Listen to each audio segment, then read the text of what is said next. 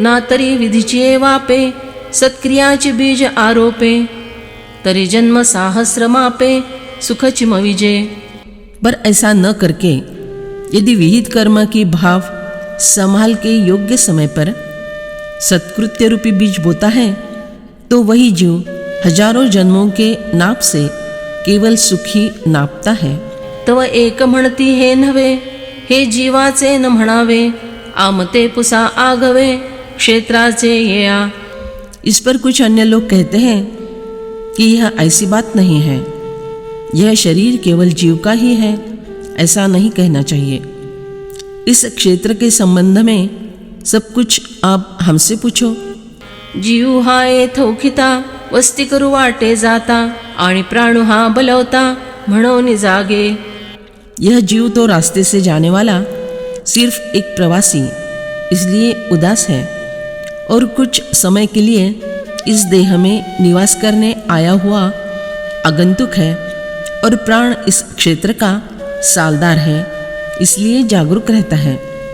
अनादिजे प्रकृति सांख्य जीते गाती, क्षेत्र हे मुख्य वृत्ती, येची जाण।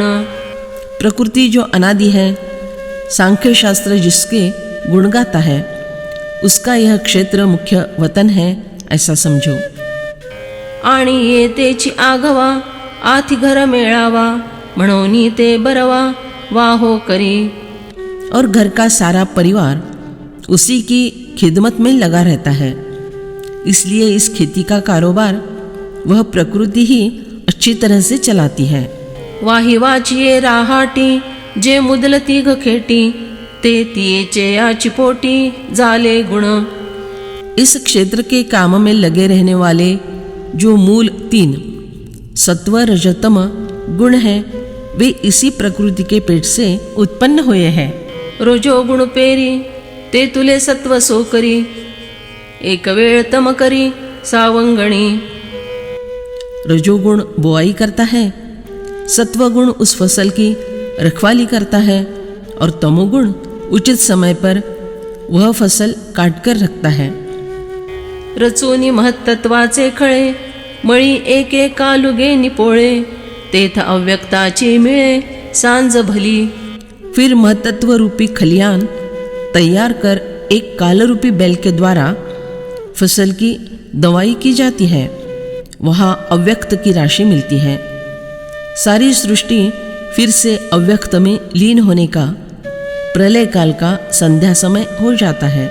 तव एकी मतिवंती, या बोलाची या खंती, म्हणितले या चांथी, अरवाची ना।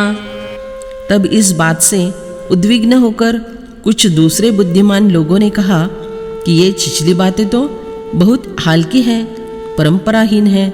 हा हो परतत्वा आतु, के ही प्रकृतीची मातु, तरी हा क्षेत्र वृत्तांतु, उगे आईका। क्यों जी, परतत्व के प्रांत में यह प्रकृति की बात कहाँ से आई? अब क्षेत्र विषयक विवेचन हम बताते हैं, चुपचाप सुनो। शून्य सेज शालिये, सुलीनतेची तुलिये, नीद केली होती बळिये, संकल्पे येणे। शून्य ब्रह्मरूपी शयन मंदिर में पूर्ण लीन अवस्था रूपी शैया पर यह बलवान संकल्प सो रहा था। तो अवसातचे इला, उद्यमी सदैव भला, म्हणून ठेवा जोडला, इच्छे सवे। वह एकाएक जाग उठा। उद्योग में नित्य दक्ष होने से उसने इच्छा करते ही उसे त्रिभुवन रूपी निधान प्राप्त हुआ। निरालंबीची वाडी, त्रिभुवना येवडी, हे तियाचिया जोडी, रूपा आली।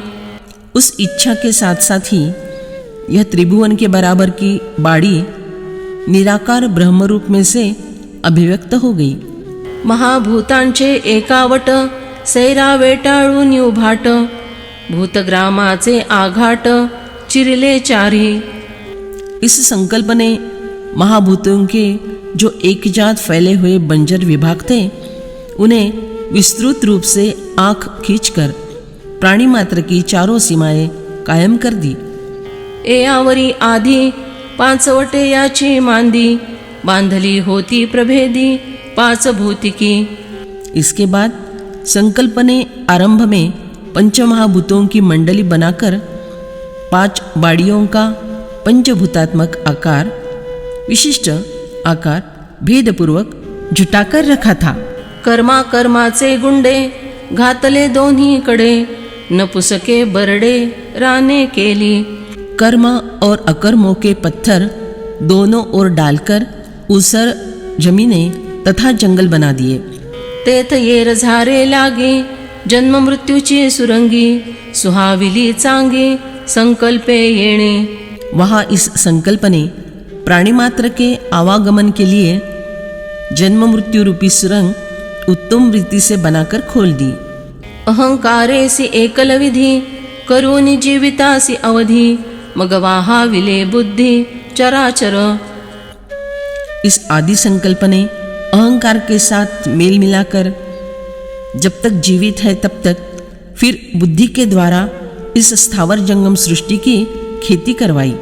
या परी निराळी संकल्पाचे निडाळी, म्हणून तोची मूळी प्रपंचायया। इस तरीके से शून्य रूप ब्रह्म में संकल्प का जंगल बढ़ता है, इसलिए वही संकल्प इस संसार का मूल है।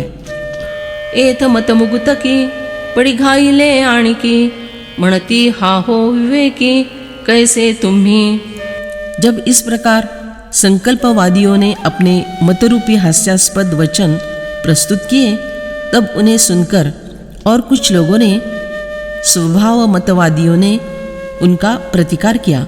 वे कहने लगे, क्यों जी, आप कैसे विवेकी हैं, शास्त्र प्रमाण रहित मत प्रस्तुत करते हैं। परतत्वाचे या गावी संकल्प सेज देखावी, तरी का पान मनावी प्रकृती याची। परतत्व के गांव में यदि संकल्प की शैया मान लेनी है तो फिर उसकी प्रकृति भला क्यों नहीं मान लेनी चाहिए। परी असो हे ही नव्हे, तुम्ही एथ न लगावे, तरी आता हे आघवे सांगी जैल। परंतु यह कहना भी ठीक नहीं है, इसलिए जाने दो, तुम लोग इस विषय के फंदे में मत आना। तो अब इस क्षेत्र के बारे में सब कुछ बतलाया जाएगा।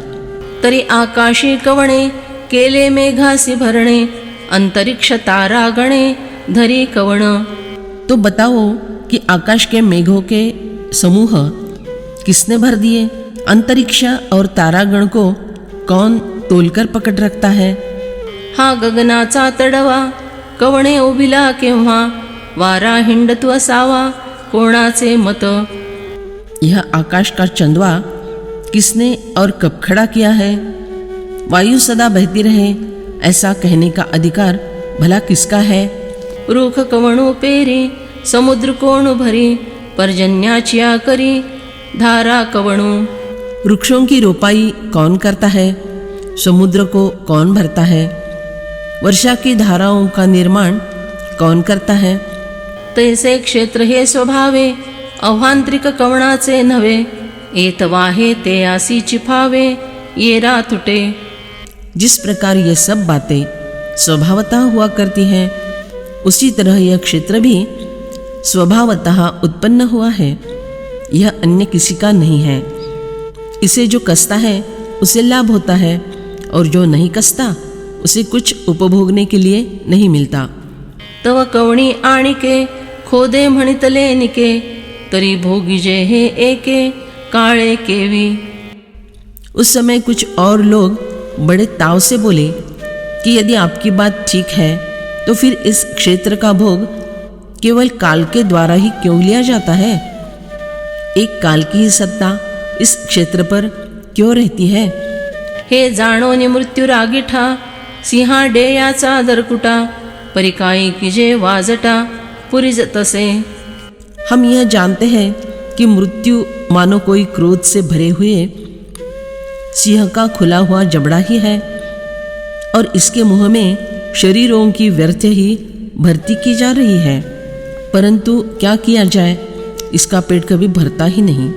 तरी याचा मारू देखती अनिवारू, परिस्वमती भरू अभिमानिया। यह बात भी लोग जानते हैं कि इस काल का तमाचा कैसा अनिवार्य है, परंतु अभिमानी लोगों का अपने मत में ही आग्रह होता है।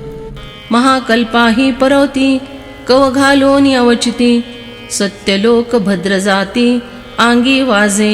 यह कालरूपी सिंह महाकल्प के उस पार पहुंचकर अचानक आक्रमण करके सत्यलोक रूपी उच्च जाति के हाथी पर भी, ब्रह्मदेव आदि के ऊपर भी गरजते हुए छलांग लगाता है। लोकपाळ नीच नवे वनगजांचे मेळावे, स्वर्गीची आडवे रिगवनी मोडी। यह कालरूपी सिंह स्वर्ग रूपी अरण्य में घुसकर नित्य नए अष्टदिक्पाल रूपी वनगजों के झुंड को तितर बितर कर देता है। ये रे याचे निवाते जन्म मृत्यूची गर्ते, निर्जीवे होऊनी दिग्भ्रमिते जीव मृगे। बाकी क्षुद्र जीव रूपी हिरण जिसकी ठंडी सांस से दिग्भ्रमित होकर जन्म मृत्यु रूप गड्ढे में निस्सत्व होकर जा गिरते हैं। निहाळा पाके वडा पसरिला असे चवडा, जो करीत असे माझी वडा आकार गजो। देखो तो वह मृत्यु रूपी सिंह अपना कितना बड़ा पंजा फैलाकर इस जगत रूपी हाथी को उसमें पकड़ रहा है। म्हणोनी काळाची सत्ता हा बोलू निरुता, ऐसा वादू पांडुसुता क्षेत्रा लागी। इसीलिए यह कहना सच है कि इस क्षेत्र पर काल की ही सत्ता है। हे अर्जुन, इस देह क्षेत्र के संबंध में इस प्रकार का वाद विवाद होते रहता है। हे बहु उखी विखी ऋषि केली नैमिषी, पुराणे ये विखी मतपत्रिका। नैमिषारण्य में ऋषियों ने इस विषय में बहुत सारी बातचीत की है। पुराण कथाएं इस विषय के मतों का लिखित आधार है। अनुष्टुभादि छंदे प्रबंधी योजली विविधे, तिये पत्रा लंबन मदे करे ती आजुई। अनुष्टुभादि छंदों में जिस प्रकार विविध प्रबंधों की योजना हुई है, उस प्रकार की योजनाएं आज भी अन्य लोग इसी ईर्ष्या से करते हैं कि हमें भी हमारे मत के लिए विजय पत्र मिल जाए। वेदीचे ब्रह्मसूत्र देखणे पणे पवित्र, परिते याही हे क्षेत्र नेणवेचिगा। वेदों में ज्ञान की दृष्टि से ब्रह्मसूत्र सबसे अधिक पवित्र है, परंतु उसे भी इस क्षेत्र का ज्ञान नहीं हुआ। आणिकी ही बहुती महाकवी हे तुमंती, एया लागे गामती वेचलिया। अरे, इसके सिवा और भी बहुत से तर्क पारंगत बड़े बड़े ज्ञानी लोगों ने इस क्षेत्र का निर्णय करने में अपनी बुद्धि का विनियोग किया। परी ऐसे हे एवढे का अमुके याचे फुडे, हे कोणाही वरी पडे होए छिना। पर आज तक यह बात किसी की समझ में ठीक तरह से नहीं आई कि यह क्षेत्र इस प्रकार है, इतना है, अथवा यह निश्चित रूप से केवल अमुक का है। आता यावरी जैसे क्षेत्र हे पै असे, तुझ सांगो तैसे साध्यंतगा। अब इसके बाद मैं यह क्षेत्र जैसा है वैसा आदि से अंत तक बतलाता हूँ, सुनो। महाभूतान्यहंकारो बुद्धिरव्यक्तमेव च, इंद्रियाणि दशैकंच पंचचेंद्रिय गोचराः। मूल प्रकृति और समष्टि बुद्धि, महतत्व, समष्टि अहंकार, 5 महाभूत और 10 इंद्रियां, एक मन तथा 5 इंद्रियों के 5 विषय, यही 24 तत्वों वाला क्षेत्र है। तरी महाभूत पंचकु आणि अहंकारू एकू, बुद्धी अव्यक्त दशकु इंद्रियांचा। तो 5 महाभूत, एक अहंकार, बुद्धि, अव्यक्त अर्थात मूल प्रकृति और 10 इंद्रियों का समुदाय। तेवीची आणिकू विषयांचा दशकू, सुख दुःख द्वेखू संघातु इच्छा। वैसे ही इनके सिवा 10 विषयों का समुदाय, सुख दुख द्वेष इनका समुदाय और इच्छा। आणि चेतना धृती एवं क्षेत्र है व्यक्ति, सांगितली हे तुझ प्रति आगवीची। और चेतना धृति इन सब का व्यक्त स्वरूप ही क्षेत्र है, और यह सब मैंने तुम्हें बतला दिया है। आता महाभूते ती एकवणे, कवण विषय कैसी करणे, हे वेगळे वेगळेपणे एकैक सांगो। अब मैं तुमको यह अलग अलग बतलाता हूँ कि वे महाभूत कौन है, विषय कौन है और इंद्रियों का क्या स्वरूप होता है।